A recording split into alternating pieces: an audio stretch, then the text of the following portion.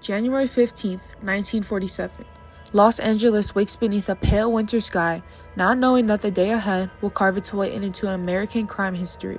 In a quiet neighborhood, in an empty lot surrounded by overgrown grass and distant city buildings, a woman out for a morning walk notices something strange lying in the field.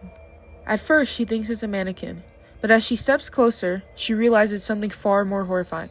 Within minutes, the world of Elizabeth Short and the city of Los Angeles changes forever. This is the beginning of one of the most shocking, highly publicized cases the LAPD has ever faced, a case that remains unsolved to this day. I am Eugenio, and welcome to the Black Dahlia Files, where I will be analyzing the infamous murder of Elizabeth Short through a forensics lens, separating fact from myth, science from speculation, and evidence from the overwhelming noise of the 1940s media frenzy. In today's episode, we're breaking this case into 3 parts. Episode 1, the crime scene. Episode 2, the investigation and media pressure.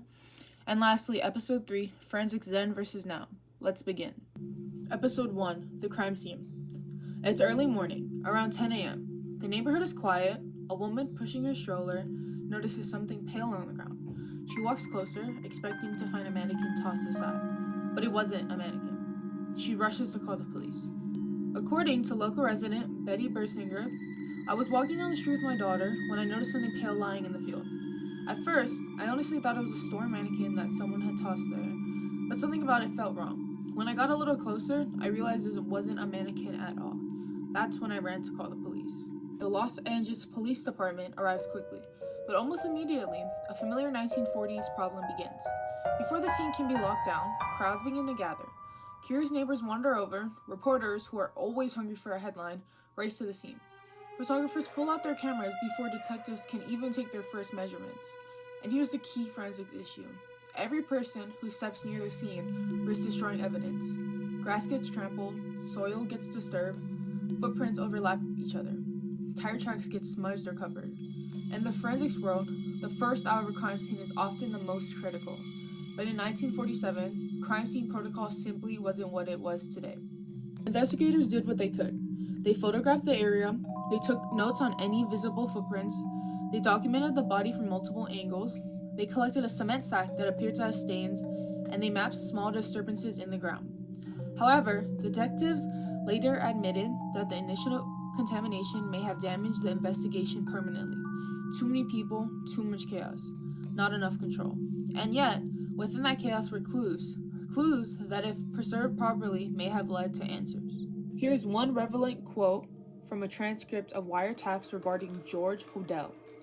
Supposing I did kill the Black Dahlia, they couldn't prove it now. They can't talk to my secretary anymore because she's dead.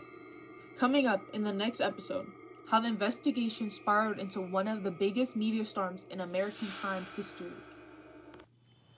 Episode 2, the investigation and the media storm. Within hours, the stories hit newspapers. Within days, it was everywhere. 1940s Los Angeles was a city obsessed with glamour, mystery, and crime.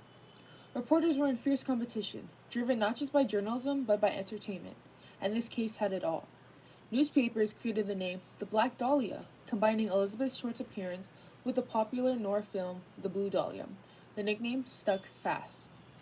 And then things got even more chaotic. Reporters showed up at police stations, followed detectives, eavesdropped on phone calls, printed unverified rumors, mixed fact with fiction, and lastly, interfered directly with the case. One newspaper even impersonated police officers when calling Elizabeth Short's mother. They asked personal questions about her daughter before revealing she had died, all for a story. Investigators were under a huge amount of pressure. Every day, headlines demanded answers. Every day, new suspects appeared, some legitimate and some entirely made up by the press.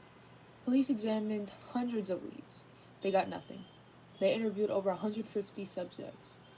They questioned friends, acquaintances, travelers, doctors, military personnel, and strangers who had claimed sightings. Some people confessed just to get attention. Some tipsters lied even for fame. Some witnesses gave contradictory or exaggerated statements. Imagine trying to run a modern forensics investigation under those conditions. It would be nearly impossible. Detectives did their best, but without any advanced tools, evidence was very limited. They couldn't rely on DNA, surveillance, or even the high-tech crime labs we have today.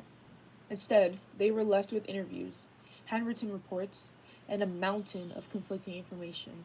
And slowly, the case began to slip away further. And finally, on to our last and final episode of this podcast, Forensics Then versus Now. Episode 3, Forensics Then versus Now. To understand why the Black Dahlia case remains unsolved, we have to step back into the world of 1947, a world where forensic sciences existed, but only in its early stages. A world where investigators worked with tools that were limited, slow, and often imprecise. Because if this case happened today, almost everything about the investigation would be different. In 1947, there was no DNA testing, no computerized fingerprint matching, no 3D scanning, no chemical luminol sprays, no geographic profiling, and certainly no cloud-based evidence storage. Instead, detectives had to rely on basic fingerprinting, blood typing, eyewitness testimony, simple tools for measuring wounds, hand-drawn sketches, and black and white photography. All of these were useful, but only to tell a point. Blood typing, for example, could only tell investigators whether someone was type A, B, AB, or O. That narrowed the suspect pool by millions, not by individuals. At the time of the investigation, crime labs struggled with even the basics. Fingerprinting involved comparing prints by eye, side by side, with magnifying glasses and a trained examiner. No computers, no database, and certainly no automation. Every comparison took hours, sometimes even days, and even then, it wasn't perfect. Trace evidence, fibers, soil, hairs, was collected, but modern analysis techniques simply didn't exist yet. Soil could not be chemically analyzed to pinpoint a subset's location. Fibers could not be run through a database to identify fabrics or manufacturers. And that's exactly where the Black Dahlia case suffered most. The biggest problem wasn't the lack of skills from investigators, it was the lack of preserved evidence. The early contamination of the crime scene meant that valuable information was lost before science even had a chance.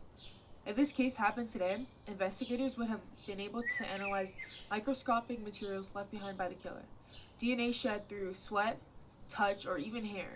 Even degraded samples can be often reconstructed with modern methods.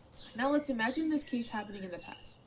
Today's forensics tools include DNA profiling, luminol and blood resonance, advanced soil analysis, digital 3D crime reconstruction, national databases like CODIS and AFIS, and behavioral and geographic profiling. So what we have today are theories, interpretation, debates, and speculation, not certainty. And as forensics technology advanced, most of the original evidence was either lost, degraded, or destroyed, leaving one of America's most infamous murders frozen in time. Today's episode is brought to you by the Forensics Field Kit 3000, the perfect starter kit for anyone who's ever watched a crime show and thought, I could totally solve that. Inside this bright turquoise case, you'll find everything a young investigator needs to document a scene like a pro. Fingerprint powder, a high-quality brush, evidence markers, tweezers, gloves, and even a mini UV flashlight to uncover hidden clues. Whether you're dusting for prints on your notebook, analyzing mystery footprints in your backyard, or running a mock crime scene for a school project, this kit makes you feel like the lead detective from your favorite show. And the best part? It comes with a real evidence log so you can track your findings just like the actual forensics texts do. No more guessing, no more pretending. Now you can really investigate. So, if you're curious, creative, and ready to uncover the truth behind every clue, grab the Forensics Field Kit 3000. And that concludes our investigation into the Black Dahlia case. A reminder of how fragile evidence is, how far forensics has come, and how some mysteries just stay out of reach. Thank you for listening, and as always, stay curious, stay careful, and keep looking closer.